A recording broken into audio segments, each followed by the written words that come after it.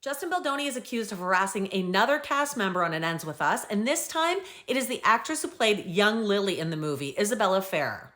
Isabela says that she only spent 4 days on set. She was paid very little for this. She did not have anything to do with operations or what's going on with Blake and Justin, but she says that Baldoni has drug her into this situation in a number of ways, including in his lawsuit when he posted her messages. She said he only used her text messages to help create this narrative he's trying to come up with. He wrote in his lawsuit saying that she spent substantial time with Lively during film promotions and felt compelled to shun Baldoni despite her warm words. She goes on to say that this is far from reality or true to the facts, and that he is only using this to create a self-serving image for the public and the press. I think this line that she adds is extremely important. She says, ironically, the allegations against Baldoni are those that mimic a harasser, and his recent actions surely support that view.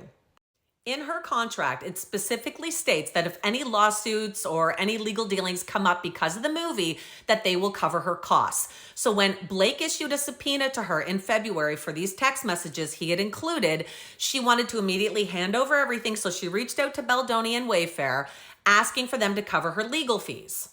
They wrote back to her saying, yes, we'll cover your legal fees, but we, in return, get full control of the situation.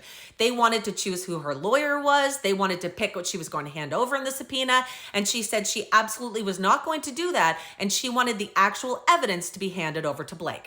Isabela's lawyers claim that Justin Baldoni's team added in fake sightings of different cases, some AI hallucinations that don't even exist.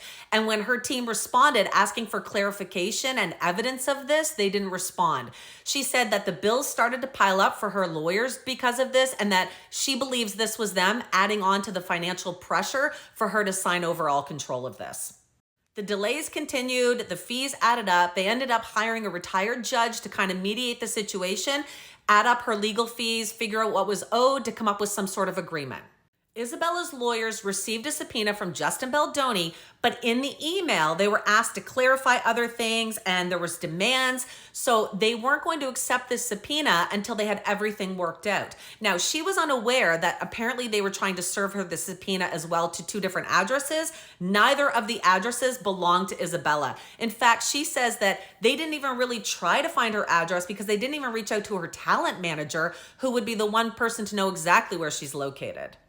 Baldoni's team tried to serve her the subpoena at these addresses a couple of times. The people there said they had no idea who she was and she didn't live there, and they didn't take any other steps to locate her. She said because of this, there's no way that they should have filed this alternative services to the docket, and that they absolutely did this just for the PR aspect of it, for the media, to make it look like she's trying to hide from the subpoena.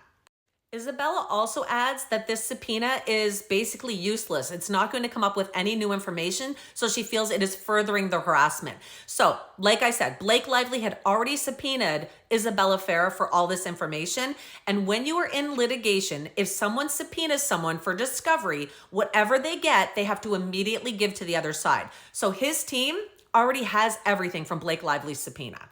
The other huge issue is when Baldoni's team filed this request to subpoena her in another way, they doxed her. They revealed these 2 alleged addresses where they thought that she lived, along with her phone number and some other information. Now, luckily, she says she does not live in either of those locations, but those people are being harassed now. His team wanted documents produced in connection with any subpoena in the action, also wanted to have Ms. Ferrer's communications with Lively, Baldoni, and other parties, harassment or discrimination that took place during production of the film, complaints or grievances about various people connected to the film, and communications about the intimate scenes of the film. And she says Lively already asked for all of that.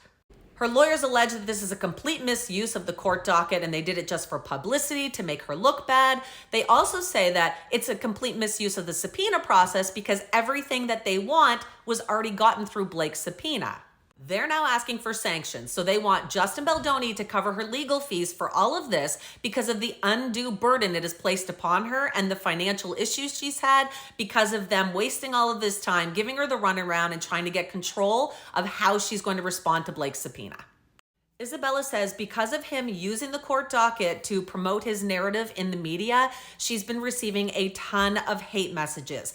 These are some DMs that she screenshot into the court docket from her Instagram. She also talked about some of the groups on Reddit that are smearing her as well. This person writes to her saying, the subpoenas are knocking, your career's over, you might get your career back in 35 years, people aren't going to forgive you, the two absolute losers, Blake Lively and Ryan Reynolds, are over. This is just one example. This one says, they're gonna find you, hun, sooner or later. You chose wrong. Blake the Snake is gonna ruin your career before it even began. Hashtag justice for Justin, and you suck, bish. Unfortunately, a lot of people fell for the smear campaign that took place in August, and they are hardcore Team Baldoni supporters, and they do not want to see the facts and evidence that are now starting to come out. A lot of the messages she was getting were telling her to be honest and just tell the truth, as if she's not already.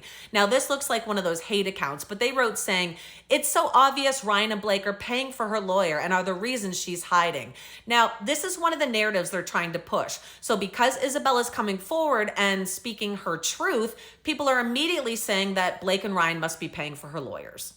This is one of the screenshots she took from one of the Reddit pages called Team Justin Baldoni. This page is extremely nasty. They are very hardcore Justin Baldoni, and they will attack anyone who comes in and thinks otherwise. Same with another Reddit called It Ends with Lawsuits. Extremely one-sided, but they are nasty and posting really mean things about all the women involved in this case.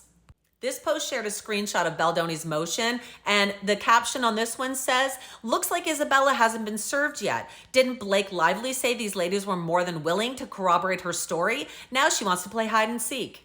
So we've been getting a lot of evidence over the last week. We've been able to see text messages and emails proving what's been going on to Blake. And now we have a third-party person who's come forward to say that she feels Justin Baldoni is now harassing her as well.